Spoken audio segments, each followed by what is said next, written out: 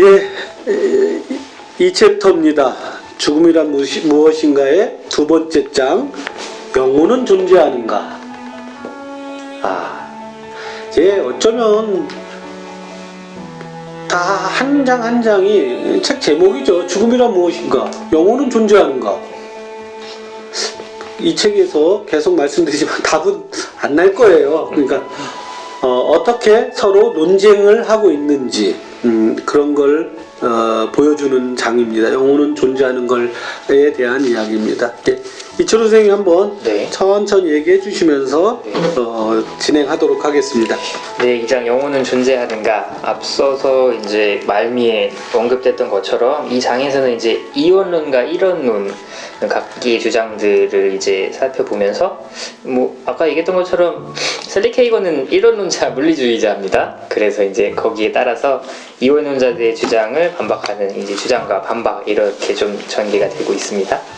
그래서 이제 첫 번째 소제목이 이제 영혼의 존재 증명이라고 이렇게 나와 있는데, 문제는 이건 거잖아요. 영혼이 진짜 존재할까? 우리는 그러면은 이 두 가지 관점 중 어떤 거를 받아들여야 될까? 우리는 아까 나는 이원론자다 이렇게 얘기도 했었는데, 그래서 어떤 관점을 받아들여야 될까라는 질문으로 이제 넘어가게 되고요.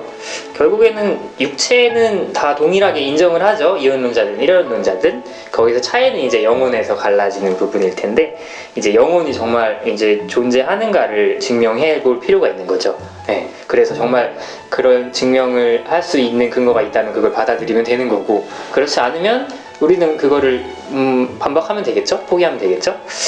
네. 그래서 이제 논의를 전개해 나가는데, 그래서 이제 영혼을 받아들일 만한 정말 타당한 근거가 있는가 이렇게 질문을 하고 있어요. 영혼이 잠깐만요. 질문하고 싶어졌어 갑자기. 오유래 선생님은 영혼이 없다는 타당한 근거가 있나요? 거꾸로 이제 왜냐면 이거는 이원론자에게 묻는 거거든. 영혼의 존재를 받아들일 근거가 있는가? 거꾸로 이제 본인이 전 시간에도 아니면 계속해서 없다, 없었으면 좋겠다, 있어도 난 싫다. 타당한 근거가 있나요? 영혼이 있다는, 없다는. 저희가 진짜 대본이 없어요. 그러니까 그러니까 뭔가 이 셀리 케이건이 얘기하는 것처럼 이렇게 논리적으로 말하기는 좀 힘든데, 그냥 영혼이 존재하지 않는 것 같아요. 제 몸속에서. 이러면은 논리가 없는 거죠, 정말. 그러니까 우리는 서로의 부정으로서만 존재하는 것 같아. 꼭. 너가 아니니까. 네가 비정상이니까 내가 정상이야. 뭐 이런 개념. 남을 부정함. 그러니까 저게 틀렸으니까 내가 맞는 거야. 제가 이런 말씀을 해드리냐, 이 책이 전반적으로 그런 흐름으로 가요. 어느 누구도 타당한 논리를 제가 증명하지 못해요. 아마 그런 게 있다. 그래서 여러분들도 뭐야 이게. 그렇지만 저는 이런 건 되게, 그런 걸 아는 것조차 우리는 되게 중요하다. 저조차도, 여기 있는 두 선생님조차도, 아니 셀리 케이건조차도 타당한 근거를 잘 내지 못.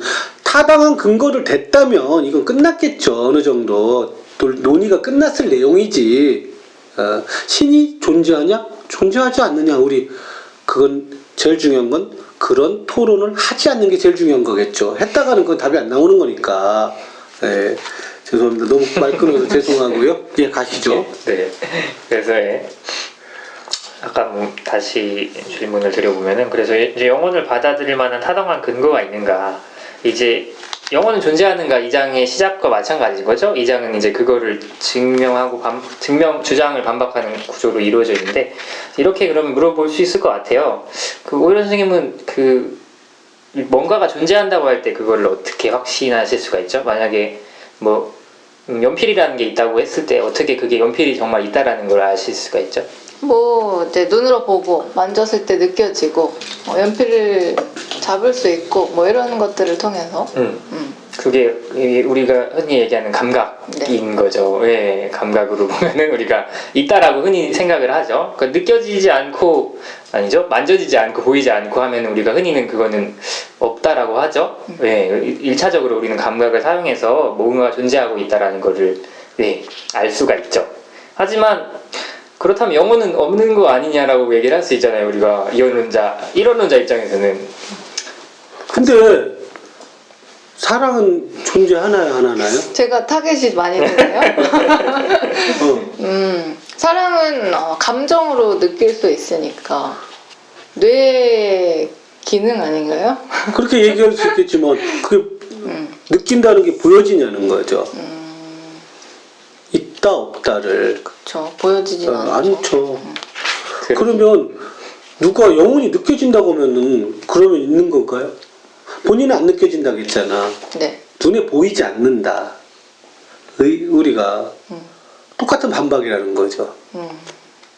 그러니까 눈에 보이면 얼마나 좋겠어. 근데 이건 일부일 뿐이다. 우리가 이걸로만 구성되어 있느냐 이게 영혼을 연필과 비교하는 게 낫겠어요. 사랑과 영혼을 비교하는 게 낫겠어요. 계속 이 몇몇 도는 거거든요. 그렇기 때문에 사실 이제 영혼을 믿는 사람들은 이제 영혼은 다르기 때문에 우리가 이제 내적 감각으로 그거를 인식해야 된다. 우리가 흔히 외적 감각으로 해서 다른 사물들, 물리적 존재들을 인식하는 것과는 다르다. 그렇게 주장을 하고 있다고 해요. 그렇다면은 또 답이 이제 좀 질문이 또 나오겠죠? 그러면 없는 거를 우리가 존재를 증명을 하려고 한다면은 어떻게 해야 되냐? 여기서 그래서 설명되는 게 이제 최선의 설명으로서 추론이라는 게 설명이 되고 있는데요. 말 그대로 존재하지 않는 무언가를 입증하지 않기 위해서 이제 그거를 있다고 가정한 상태에서 어떤 현상을 설명해 보는 거죠. 가정을 한 상태에서. 지금 무슨 얘기인지 잘 그러니까. 이해를 예를 들어서 여기 천천히 좀. 그러면 책에서 이제 든 예로서 좀 얘기를 해볼 수 있을 것 같아요. 원자는 존재한다고 믿으시나요, 오해아 선생님? 원자가 존재하나요? 네. 네, 어떻게 믿을 수 있죠, 원자가 존재한다고? 원자가 있기 때문에 설명할 수 있는 그런 일들이기 때문이죠. 그렇죠. 이 원자의 어떤 과학적인, 물리적인 그런 법칙이나 구성에 대해서는 제가 자세히 설명할 수는 없지만 우리는 원자가 있기 때문에 무언가 세상을 설명할 수 있게 됐어요. 지금으로서의 과학은. 그렇기 때문에 우리는 원자가 보이지 않아도 원자가 있다라고 가정할 수 있는 거죠. 그 가설을 우리가 소용할 수 있는 거죠. 마찬가지로 이런 식으로 이제 행성이라는 것도 우리는 보진 못하죠. 우리 눈으로 직접. 우리가 감각으로 느끼지는 못하지만 행성이 있다라는 거는 우리가 가정을 할 수가 있겠죠. 그런 우리가 볼 수 있는 빛의 깜빡임. 그게 행성 자체의 뭐 육안으로 보는 모습은 아니지만 깜빡임을 통해 이거를 설명할 수 있는 게 행성의 존재이기 때문에 우리는 행성의 존재를 받아들일 수가 있는 거겠죠. 이게 이제 최선의 설명으로서의 추론이라고 할 수 있습니다. 근데 다만 모든 가설을 수용하는 건 아니고요. 정말 그게 이제 최선의 설명을 제시할 수 있을 때 우리는 그거를 받아들이게 되는데요. 한마디로 이런 것 같아. 그 얘기가 이제 책에서도 설명되고 쉽게 얘기한다면 영혼이 있어야만 있다고 생각해야만 뭔가를 잘 설명할 수 있어. 이 세상의 뭔가를. 그러니까 영혼이 없다라는 가정보다는 영혼이 있다라고 우리가 생각을 해야만 뭔가를 잘 설명할 수 있는 게 있냐 이 세상에. 그렇죠. 그러니까 그런 능력이 우리가 그럴 만한 것들이 있느냐 그게 최상의 설명으로 추론할 수 있는 그런 근거가 영혼이 있어야만 그 얘기인 것 같은데 그게 쭉 나오잖아요. 이번 챕터에는. 그거에 대한 이제 여기서는 특성 이제 약자로는 F로 표기를 하는데 그 특성들을 하나하나 이제 언급을 하면서 그거를 이제 언급하고 주장을 언급하고 그거에 대한 반박을 제시하는 형식으로 이제 이후 내용들은 채워져 있습니다. 그 최선의 설명으로서의 추론 과정을 통해서 실제로 영혼이 있느냐를 증명해 보는 거죠. 반박을 해보는 거고. 네. 그렇다면 무엇이 F일까 이렇게 이제 질문을 할 수 있을 것 같아요. 질문이. 이제 여기서 두 가지로 좀 구분을 합니다. 무엇이 F일까? 첫 번째로는 이제 보편적이고 평범하고 익숙하면서 일반적인 특징. 이렇게 말하면 이해가 잘 안 가실 텐데 두 번째는 특이하고 초자연적인 현상이라고 이렇게 구분을 하고 있어요. 그러니까 흔히들 뭐 이제 영혼, 강령술 뭐 이런 거 얘기하잖아요. 영혼이 있기 때문에 그런 것들이 가능하다. 그런 특성들을 이제 구분을 해서 다루고 있습니다. 이 장에서는. 그러면 이제 무엇이 F냐? 이제 이 책의 논조를 따라가서 제가 이제 그 주장과 반박을 좀 설명을 해드리도록 할게요. 예, 이해가 좀 갈 수 있도록. 첫 번째 F는 이제 어떤 움직임이나 행동, 목적을 가진 어떤 행동이라고 얘기할 수 있을 것 같은데, 살아있는 육체와 시체의 차이는 뭘까요? 생각해 보신 적 있으실까요? 의사로서는 신체 기능이 다 멎은 상태죠. 뇌나 신체 각 부위, 특히 뇌, 심장, 호흡 기능 뭐 이런 것들이 다 멈춘 상태이죠. 말대로 기능을 안 하는 상태인 거죠. 그렇게 되면은. 예. 그렇다면은 그 차이는 어디서 오느냐? 이원론자들은 영혼이라고 얘기를 하죠. 육체가 움직이고 안 움직이고의 차이는 영혼의 존재 여부 때문에 달라지는 거다. 이렇게 얘기를 하고 있는 영혼이 빠져나간 상태다. 그쵸. 죽음은 이제 영혼이 그런- 없어진 네. 상태인 거죠. 몸은 똑같은데 영혼이 빠져나간 차이다. 살아있냐 죽었냐는. 맞죠. 그래서 이제 첫 번째 이제 이원론자들의 주장은 마음대로 몸을 움직이는 그런 현상은 영혼의 존재로 설명할 수가 있다. 영혼이 몸에 명령을 내리기 때문에 존재할 수 있다. 이렇게 얘기를 하고 있는데요. 그렇다면 이거에 대한 이 셀리 케이건 교수의 반발은 예를 들어서 설명하면 되게 쉬울 것 같아요. 오디오를 예로 들고 있는데 여기서는 그러니까 오디오의 모든 구성 요소가 다 있지만 작동을 안 할 수가 있잖아요. 왜 그럴까요? 묻는 거예요? 네, 묻는 겁니다. 뭐 회로가 고장났어. 네, 사실 단순하죠. 그냥 회로가 고장났거나 뭔가 고장났기 때문에 작동을 안 하는 거죠. 마찬가지로 육체도 부패가 되기 이전에는 사실 죽은 직후에는 살아있는 육체나 죽은 육체나 사실 차이가 없거든요. 다만 이제 움직이냐의 차이가 있는 거죠. 그렇기 때문에 그거는 그냥 영혼이 없어서가 아니라 어떤 몸을 구성하는 어떤 성분들이 빠져나갔거나 회로가 고장났기 때문에 고장이 난 거지 뭐 다른 영혼을 끌어들일 이유가 없다라고 반박을 하고 있죠. 그런 주장에 대해서. 그렇다고 하면은 또 의문이 들죠. 이렇게 또 얘기를 하면은 하지만 다르다. 이원론자들은 육체는 그냥 움직이는 것뿐만 아니라 목적을 가지고 움직인다. 예. 그 인형극 하시는 거를 이제 직접 보지는 못했지만 저도 이렇게 실을 연결해서 막 조종을 하는 그런 게 있어요. 그래서 이제 인형을 움직이는 그 실을 움직이는 그 사람 그게 이제 영혼의 존재다. 몸을 목적을 가진 어떤 의미를 가진 고 움직이게 하는 게 영혼이다라고 얘기를 하고 있죠. 이거에 대해서 뭐라고 반박했나요? 네, 그거에 대해서는 뭐 예를 드리는 게 또 필요하겠죠? 기계와 이게 좀 많이 연관이 되기 때문에 예를 많이 하게 되는데 열추적 미사일 같은 것들이 있잖아요. 그게 뭐 영혼이 있어서 추적하는 건 아니죠.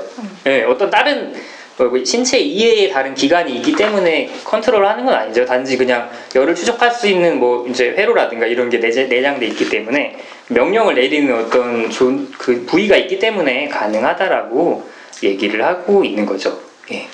어떤 육체의 특정한 부위가 육체 전체를 컨트롤하는 사령부의 역할을 하기 때문에 우리가 명령을 내려서 움직일 수 있다. 그게 뭐 이제 뇌라고도 볼 수 있는 거고요. 그래서 영혼이 꼭 없어도 움직일 수 있지 않냐. 우리는 목적을 가지고 이렇게 설명을 하고 있죠. 반박을 하고 있죠.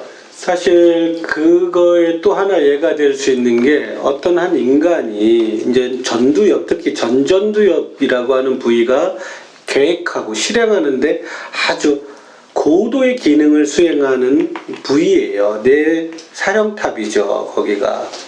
어떤 사람 참 계획도 잘하고 목적지향적으로 잘하고 하던 사람이 그 부위를 다치잖아요. 그 기능이 똑 떨어져 버려요. 그 기능을 못하게 돼요. 그럼 이 사람이 영혼이 빠져버린 거냐.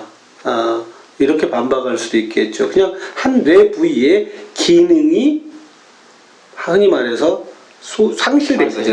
기능 상실이 어떤 뇌 실질에 문제가 벌어지면서. 예. 그래서 뇌의 어떤 부위를 특정 기능과 연결시키는 그런 또 뇌신경 과학에서는 그런 게 또 있으니까. 예.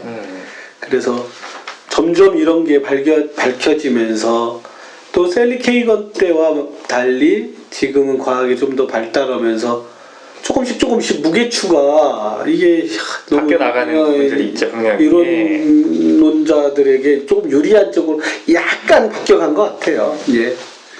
예, 또 다른 한번. 네, 그래서 뭐 이제 또 이원론자들의 어떤 반박은 미사일 로봇은 사실은 어떤 주어진 명령을 그냥 있는 그대로 수행하는 거에 불과하지, 그거를 가능하게 한 거는 누군가 그렇게 하라고 어떤 프로그래밍이라고 하는 그런 작업이 있었기 때문이다. 외적 존재가 결국엔 있어야 되고 그게 영혼이다, 이렇게 설명을 하고 있는데요. 뭐 반박을 합니다. 또 되물어요. 왜 그러면 외적인 존재가 필요하냐? 그렇다고 하면은 비물질적인 존재만 꼭 그렇게 돼야 되냐?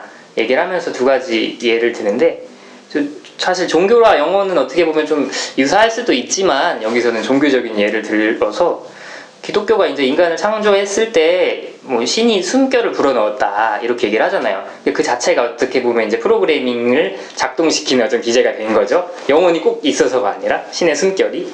이러면 좀 종교가 없으신 분들은 그게 뭐야 라고 하실 수 있을 것 같은데, 그래서 사실은 진화와 생물학 이론에서 설명을 할 수 있다라고 얘기를 해요. 네, 유전학, 이제 번식, 어떤 그런 선천적으로 갖춰진 심리적 메커니즘이 초기에는 뭐 어떤 단순했을지라도 진화의 과정을 통해서 그게 이제 정교해진 시스템이 됐다. 그래서 꼭 영혼이 있어서가 아니라 그런 과정들을 통해서 정교한 시스템이 발전됐기 때문에, 예, 그런 명령을 내리고 수행할 수가 있다라고 얘기를 하고 있죠. 예. 최근에 이제 진화 심리학이라든지 네. 많이 얘기하고 있죠. 우리가 또 학습되어져서 그게 또 집단 무의식을 통해 진화적으로 전달될 수 있는 거겠죠. 그런 이야기들이 그래서 최근에 많이 연구되어지고 있는 실정이고요. 예. 조금 한번 더 간략하게 좀 더 해주시면 좋을 것 같습니다. 네, 이제 뭐 이 F를 마무리하는 주장으로서 그래서 이제 자유의지라는 얘기가 나오게 되는데요. 네, 이제 인간은 기계나 로봇이 아니기 때문에 인간은 그 이상의 존재다. 자유의지가 있기 때문이다. 본인이 선택을 해서 결정할 수 있기 때문이다라고 얘기를 하고 있는데요. 이 뭐 책을 따라가서 제가 말씀드렸으면은 이거에 대한 논의는 사실 뒷부분으로 이어지게 돼요. 자유의지에 대한 거는 뒷부분으로 이어지게 되는데, 어떻게 설명을 좀 잠깐. 아니 이따가 하죠. 네, 이 책이 이제 자유의지가, 인간이 자유의지가 있으니까 이건 영혼이 있는 거다 증거를 하는데, 이걸 뒤에서 좀 상세하게 나누니까 그 마지막 부분에 한번 다루고요. 네네. 다른 걸 먼저 하시죠. 예. 그러면은 뭐 이제 내용이 사실 뭐 제가 하나하나 다 일일이 설명드릴 수는 없으니까 좀. 자유의지 전에 제가 하나만 먼저 얘기해드리면, 여기가 의식에 관한 이야기가 나와요. 그게 가장 또 많은 분량을 차지하고 있죠. 그 전에 뭐 욕망하고 욕망이 있다. 그리고 감성적 측면, 우리가 욕망의 행동적 측면과 감성적 측면이 있는데, 욕망의 행동적 측면은 얼마든지 로봇이라든지 사이보그가 흉내낼 수 있지만, 감성적 측면, 사랑하고 후회하고 그런 것들은 슬퍼하고 두려워하고는 어떻게 가능하겠냐. 간략히 설명을 드리면, 이제 행동적 측면은 이런 거죠. 어떤 공포를 느꼈을 때 공포에 따른 대처는 이제 그거를 감정을 행동적으로 반응을 하는 거죠. 안 죽으려고 도망가는 거. 그거는 그렇죠. 그거는 로봇도 가능하다. 예, 일단 그렇게 얘기를 하고 있습니다. 하지만 이제 경험적 측면은 감각하고 느끼는 거. 어떤 내가 공포감을 느낄 때 마음속 깊은 곳에서 오는 그 아찔한 느낌과 서늘한 이런 느낌, 그런 느낌은 경험적 측면이라고 얘기를 하는 거죠. 말 그대로 경험되는 그 느낌들에 대해서 얘기를 하고 있는데, 그거는 이제 이 교수도 얘기하는 게, 그거는 지금으로서도 이제 로봇이 가능할 거라고 생각하기가 어렵다, 이렇게 좀 얘기를 하고 있어요. 네. 그러면서 이제 이게 그 경험적 측면, 그게 바로 이제 정신적 활동의 어떤 질적 측면이잖아요. 그걸 의식이다. 인간에게서는 그게 의식 기능인데, 과연 이게, 물론 아까 뭐 SF 영화를 들면서 뭐 나중에 가능해지지 않겠냐, 좀 억지스러운 셀리 케이건의 논리도 피했는데, 그러면서도 결국 의식 활동, 인간의 정신적 활동이 이게 동물과 다르거든요. 질적인 측면을 설명하기 의식이라고 하는 용어를 사용해보자 했는데 과연 그러면 의식이라는 것이 의식작용을 이원론자의 영혼을 빌려서만 설명할 수 있냐는 거예요. 쉽게 얘기하면 의식이 이원론자 입장에서는 영혼이 되는 거죠. 영혼이 네. 의식을라고 할 수 있는 거죠. 그런데 뇌과학자들이라든지 많은 과학자들은 이것은 하나의 생명활동, 하나의 물리적 활동으로 설명 가능하다고 얘기해요. 하려고 하고 있고요. 예. 가능하다는 건 지금 가능하다는 게 아니라 가능할 앞으로. 것이다.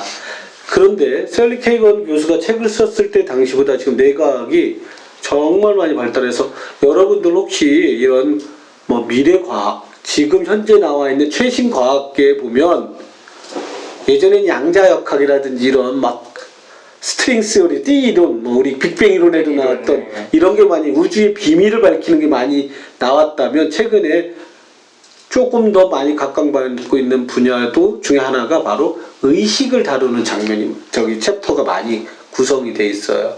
그러니까 셀리 케이건은 지금 그래 니네 거 무시는 못하겠지만 그렇다고 해서 니네도 설명 잘 못 내놓고 있지 않냐. 의식의 존재를 제대로 설명 못한다. 물리적 관점에서도 그렇지만 앞으로도 설명 못하지는 않을 거다. 네, 그 논조로 이어지고 있는데. 그러면서 의식의 존재를 꼭 영혼을 자꾸 비판하는 게 그거예요. 이원론자 당신들은 우리가 설명 못했다고 해서 그럼 니네가 옳다고 하는 거냐. 아니다. 니네도 설명 못했다. 니네도 한번 설명해봐라. 그러면 의식에 대해서 니네가 한번 합리적 설명을 내놔봐라. 못 내놓고 있다. 그래서 판단은 니네에게 맡기겠다. 뭐 이런 식이에요. 그래서 이게 다 그러니까 얘기를 꺼내놓죠. 이런 게 논쟁거리로 계속 싸우고 있어요. 자기들이 옳다고. 야, 다시 설명하면 아까도 하나하나 최선의 설명으로서의 추론이 되는 거죠. 그게? 최선의 설명으로서의 추론인데 각자 자기들이 최선의 설명으로서의 추론이라고 얘기해요. 그래서 케이건은 이제 최선의 설명으로서 추론으로 제시된 그 특성들이 타당하지 않다라고 결론을 내리고 있는 거죠. 영혼이 있다라는 그런 설명을 할 수 있는 가설들이 타당하지 않다라고 결론을 내리기 때문에 그렇기 때문에 지금으로서 나는 영혼의 존재를 인정할 생각이 없다. 이렇게 얘기를 하고 있습니다. 그러면서 이제 자기가 이제 물리주의자 이론론자로서 하면서 이런 말을 써놔요. 불가능하다고 보지는 않습니다. 이제는 의식이나 여러 가지에 대해서 더 그럴듯한 아니면 더 합리적인 최선의 설명을 할 수 있는 추론을 더 내놓을 수 있을 거다. 불가능하다고 보지는 않습니다. 아직 그 원리를 밝혀내지 못했지만 그렇다고 해서 불가능하다고 단정 지을 수는 없습니다. 이게 논조예요. 이 책에. 물론 또 그러면서 이제 물론 앞으로 영혼이 있다라는 걸 인정할 수밖에 없는 증거가 나와서 영혼을 받아들여야 될 때도 있겠지만 적어도 지금까지는 그런 게 없었다. 예. 그렇기 때문에 받아들일 수 없다. 예. 그러면 이제 이원론자들이 이렇게 얘기한다는 거야. 야, 오늘날 물리주의자들은 의식에 대한 설명을 어떤 설명도 내놓지 못했다. 하지만 우린 내놨다. 영혼이 있지 않냐. 우리는 영혼의 존재를 내놨다. 이것 또한 셀리 케이건은 받아들일 수 없다는. 이게 무슨 이게 최선의 설명으로서의 추론이냐. 이렇게 얘기합니다. 결론적으로 또 셀리건은 나는 어쨌든 양보해서 둘 다 설명 못하고 있으니까 무승부다 이렇게 얘기를 해요. 가죠. 네, 지켜봐야 된다. 그래서 아직은 보류라고도 얘기를 하고 있죠. 그러니까 그래서 방금처럼 너네가 못 내놨지만 우린 영혼이라는 가설이 아니라 설명을 내놨다. 더 우월한 설명을 내놨다 그러는데 난 하나의 이건 이론이 아니다. 이거는 자꾸 니네 이론이라고 하는데 이렇게 나가는 거죠. 그러니까 의식의 문제는 여전히 양측 모두에게는 미스테리다. 우선 의식작용이에요. 그래서 저도 좀 이 시간에 붙여서 의식이 뭔지 지금은 많이 밝혀지고 있어요. 많이 실제로 물리적 단계에서 의식을 설명. 그러나 아직은 허점이 많아서 가설일 뿐이고 하니까 여전히 서로가 인정은 안 하고 있어요. 그렇다고 해서 이원론자들이 설명을 내놨냐? 앞서갈 수가 없죠. 영혼이란 걸, 영혼을 가정하려면 영혼 자체를 규정을 해야 되는데 영혼이 있어. 이게 틀렸으니까 영혼이 있어. 이것만 계속 반복하고 있는 거라 좀 그 입장도 더 들어봐야 될 것 같은데. 어떻게 보면은 네, 영혼이 그러니까 이론자 입장에서는 없는 걸 있다고 하니까 있다라고 하는 거를 증명해야 되는 거잖아요. 없는 건 없는 거니까 없다고 하면 끝이 아닌가요? 네. 그쵸? 말을 하면서도 이게 맞나 싶은데 왜냐면요, 똑같은 거죠. 영혼을 증명하기가 이건 방어전밖에 안 돼요. 무슨 얘기냐? 그럼 육체 이론론자 니네가 이거를 왜냐면 오히려 거꾸로 있는 사람이 있는 걸 증명해야 되는데 이 게임이 안 돼요. 있는 게 보여줄 수가 없는 거예요. 있다라는 것은요, 없다라는 것을 부정하는 걸로밖에 지금 존재치가 않아요. 이게 이래서 논리적으로 계속 꼬이는 겁니다. 그러니까 있다라면 있는 걸 보여줘야 되는데 안 돼요. 이게 안 되니까. 네. 그러니까 없다라는 게 틀렸다라고만 하는 거야. 그러니까 결국 이 게임이 되게 웃긴 게임이 됐어. 그러니까 물리주의자들이 뭐 이론을 내면 반박만 하는. 이게 마치 방어전을 치르는 듯한. 그렇지만 이건 인류의 역사상 초창기부터 신의 존재, 뭐 영혼의 존재를 인정해왔고, 그때 당시는 아무것도 몰랐으니까 영혼이 없을 수가 없었어. 그때 당시는 그런 존재를 네. 끌어들이지 않고는 우리가 아는 인간이 아는 설명할 수가 없었어. 범위 안에서는 설명할 수가 없었으니까. 그러기 때문에 밝혀가는 거겠죠. 여기까지 밝혔는데 여기까지는 없었어. 한 1년 뒤에 좀 더 밝혔고 아직까지는 없어. 근데 그 영역이 얼만큼 넓을지는 모르겠어요. 제가 죽을 때까지도 아마 그 그럴 미지에 수도 있죠. 계속 밝혀내고 있지만 네. 더 밝혀야 될 것 같아요. 언제까지 받아들이지 못할지 죽어서 받아들일 수 있을지 모르겠는 K군 교수가. 예. 네. 그러면서 또 하나 마지막으로 내놓은 게 영혼의 존재 이유 가능성으로서 존재가 그 존재한다는 게 타당하다는 논리로서 자유의지를 들거든요. 네, 자유의지를 예. 아주 다시. 예, 네. 그거에 대해서 한번 좀 간단하게 간단하게 이것도 이제 사실은 이 범위를 넘어선 내용이다. 이제 교수는 그렇게 얘기를 하면서 좀 축약해서 얘기를 하고 한정적으로 설명을 하거든요. 자유의지라는 게 철학적으로도 굉장히 얘기할 것들이 많기 때문에 최대한 뭐 줄여서 설명을 하고 어쨌든 인정할 수 없다로 결론이 나긴 하는데, 이제 간단하게 설명하면 이제 자유의지라는 거는 이제 컴퓨터로 이제 좀 설명을 드리면은, 컴퓨터는 어떤 우리가 뭐 어떤 특정한 명령을 입력했을 때 그거에 따른 정해진 루트를 따라서 결론을 내게 되죠. 이거는 자유의지가 없는 거죠. 절대적인 어떤 물리 법칙에 따라서 A를 넣으면 B가 나오는 어떤 결정론에 입각한 체계가 이제 컴퓨터의 어떤 움직이는 작동 방식이라고 할 수 있죠.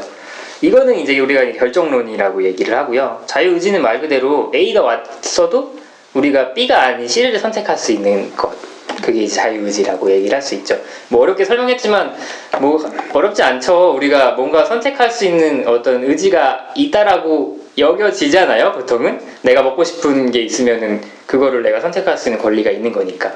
예, 자유의지가 있다라고 우리는 생각을 하는데, 근데 이제 결정론을 얘기하는 사람들은 자유의지와 그거는 공존을 할 수 없다라고 얘기를 해요.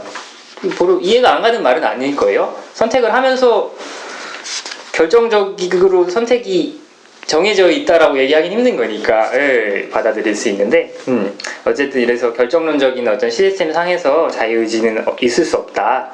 그래서 이제 인간은 물리적 존재 이상의 존재라고 얘기를 하는 거죠. 좀 이해가 가시나요? 제가 얘기를 하면서도 설명이 됐을지 모르겠는데, 뭐 이원론자들의 주장 4가지만 네네네. 정리해서 보여준 것만 한번 읽어주시면 네, 좋을 그래서 이제 주장을 하면서 그 논리적인 어떤 근거에 대해서 4가지로 이제 구분해서 제시를 하고 있는데, 첫 번째 이제 인간은 자유의지를 가지고 있다 이고요.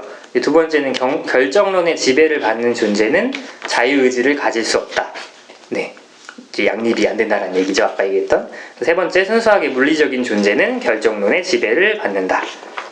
얘기를 하고 있고, 네 번째는 이제 결론적으로 이게 결론이 되는 거죠. 그러므로 인간은 순수하게 물리적인 존재가 아니다. 이렇게 얘기를 하고 있습니다. 그러니까 자유의지라는 특성을 가지고 있기 때문에 영혼이 있다라고 얘기를 하는 거죠. 이원론자들은. 이제 이거에 대한 물리주의자들의 반론은 셀리 케이건도 그 반론이 뭐 성공적이진 않다라고 얘기해요. 그러면서 반론이 인간은 자유의지를 갖고 있다? 정말일까? 일각에서는 일각에서는 그냥 환상 속에서 살아가는 물리적 존재일 뿐이다. 인간은.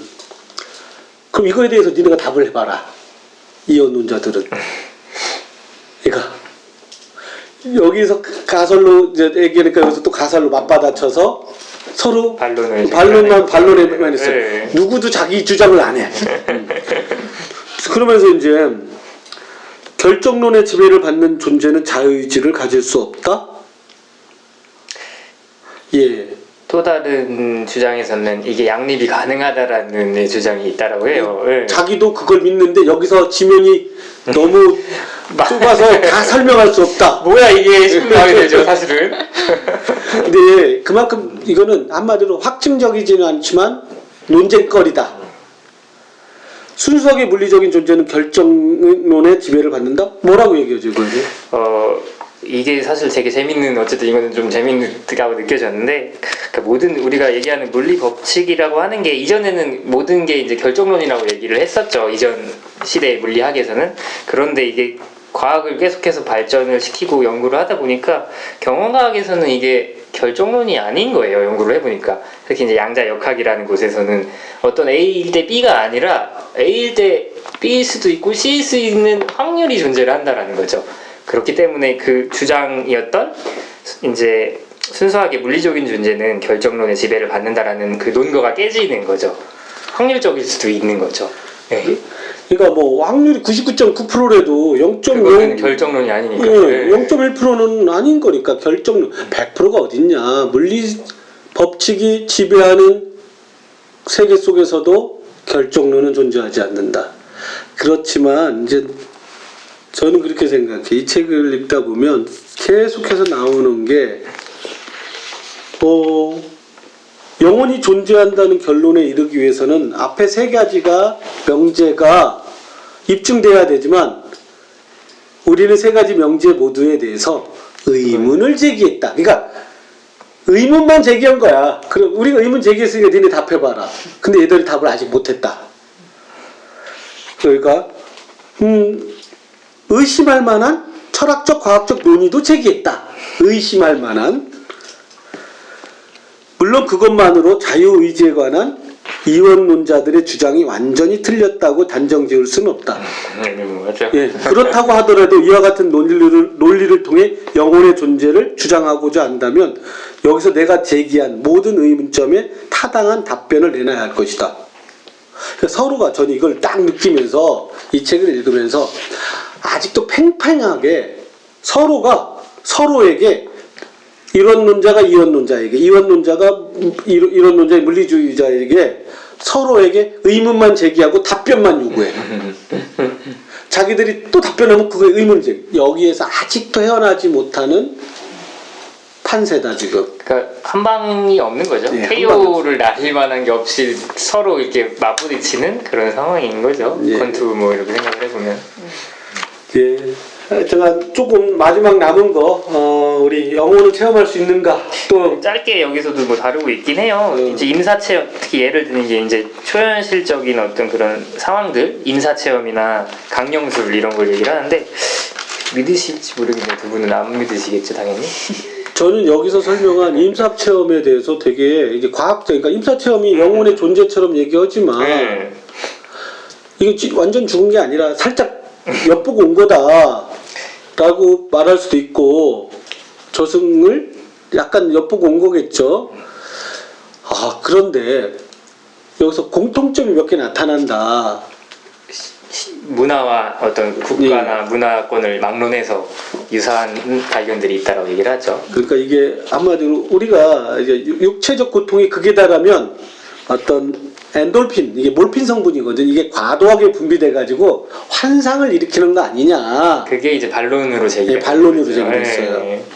그러니까 우리가 마라톤을 하다 보면 한 10km 정도 뛰잖아요. 그러면 이 신체적 고통을 완화하려고 러너스 하이 아니면 내추럴 하이라고 해야 천연 그 흥분 상태, 뭐 마약을 한 것 같은 이게 아마 그거 아니냐 이렇게도 나와요. 아니면 시신경이 특별하게 반응해서 빛이 보이는 거 아니냐. 결국은 이렇게 단편적으로 봤을 때도 그런 것 같아요. 두 개의 주장이 있는데 이제 그 근거들이 있을 거잖아요. 그랬을 때 여러분들은 어떤 선택을 하겠냐, 어떤 거를 지지하겠냐라고 얘기를 하는 것 같아요. 그렇죠. 뭐 강령술, 죽은 자와의 대화 이런 것들도 영혼이 있다라고 얘기할 수도 있겠죠? 그렇지만 그거에 대한 타당한 설명은 내놓지 못했다. 그렇다고 우리도 그걸 발박할 만큼 완벽하게 반박할 만큼 타당한 걸 말 못하겠다. 그래도 이제 이 교수 입장에서는 그쪽 설명이 더 타당하다라고 생각을 하는 거겠죠. 예, 완벽한 설명은 없지만.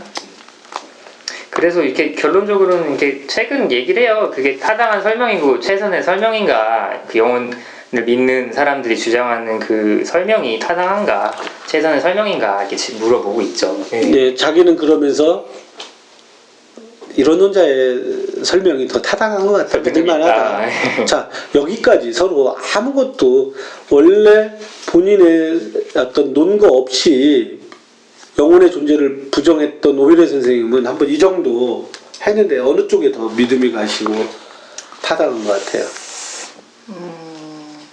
저는 사실 여기 그 최선의 설명으로서의 추론 부분에서 이 최선의 설명으로서의 추론이 이제 영혼으로만 오직 영혼이 있어야만 설명 가능한 거라고 이제 얘기를 듣고 뒤를 봤을 때 굳이 영혼 그냥 끼워 넣은 거 아닐까? 영혼을요? 이게 그러니까 뭐 뇌라든지 다른 설명이 있을 수도 있을 텐데 이게 영혼이 없으면 설명이 안 되는 걸까? 이런 부분에서 좀 의문이 들면서 그렇기 때문에 사실 그러면 교수의 논거대로 흘러간 거잖아요. 그런데 저는 이렇게 묻고 싶어요. 마지막 질문으로 과연 지금 셀리 케이건이 대표적으로 제시한 이론론자의 근거들은 믿을 만한 근거가 되나요? 타당하신가요? 그렇지 않다고 생각합니다. 저는. 저는 상당히 실망스러웠어요. 오히려 이 정도밖에 근거가 없는 건가? 아직도 우리가 이렇게까지 안개 속인가? 오히려 저도 의사로서 의학을 공부한 사람으로서도 이 정도로 우리가 물론 오래됐어요. 이 책 근거가. 그런데 최근 책을 참조해봐도 그렇게까지 앞서간 거 없어요. 아직도 도저히 납득이 안 가는 미스테리한 일들도 많고 갈 길이 멀다. 어느 쪽으로 기울어졌다. 오히려 저는 제가 이 책을 읽으면서 느꼈던 거는 혼란스러웠다. 아직도 정말 많이 혼란스럽다라는 생각을 가져봐요. 뭐 오히려 선생님 한번 궁금한 거라든지 더 한번 얘기 나눠보고 싶은 게 있다든지. 저는 진짜 뭔가 이 자리에 이원론자가 있으면 그 사람의 생각을 좀 확실한 이원론자의 입장을 또 생각이 궁금해요. 이 책을 읽고 나서 섭외가 잘못됐다. 그런데 저는 제가 생각하기에 우리 모두는 1.5인자들, 1.5로 뭐 이론론자, 원자들, 1.5 원자들. 무슨 얘기냐면 우리가 종교적 베이스에서 이원론자들은 토론이 될까 봐요. 건강하게 앞으로 제가 이원론자가 되도록 한번 빙의를 해가지고 이원론자를 제가 강령술을 써가지고 앞으로 할 수 있도록 노력하도록 하겠습니다. 예, 오늘 이철우 선생님 이 챕터를 한번 간략하게 한번 요약해서 한번 얘기해 준다면 어려웠어요 사실. 네. 양이 많아서 역렬적으로. 예. 진짜 찬찬히 또 읽다 보면 되게 재밌는 파트인데 그래서 이제 질문은 그거였어요. 간단하게 이제 영혼이 정말 있다고 얘기를 할 수 있느냐? 그렇다고 하면은 보이지도 않는데 어떻게 그거를 증명을 할 거냐? 그래서 이제 제시된 게 최선의 설명으로서의 추론인 거고 그걸 위한 여러 가지 후보들이 제시가 됐었지만 결론적으로 이제 책에서는 그것들 모두가 다 충분하지 않았다. 네, 그래서 나는 이원론을 받아들일 수 없다라고 얘기를 하고 있다고 결론을 내릴 수 있을 것 같은데요. 어쨌든 이분의 색깔이 뭐 많이 담긴 주장이긴 한데 어쨌든 뭐 최소 어쨌든 무승부라고 얘기하는 부분이 많을 것 같아요. 어찌됐건 양쪽 다 KO 시킬 만한 주장은 없었다. 한 방이 없었어요. 한 방이. 타당한 근거, 영혼이 있다, 없다, 이원론이 맞다, 이원론이다, 타당한 근거가 없다.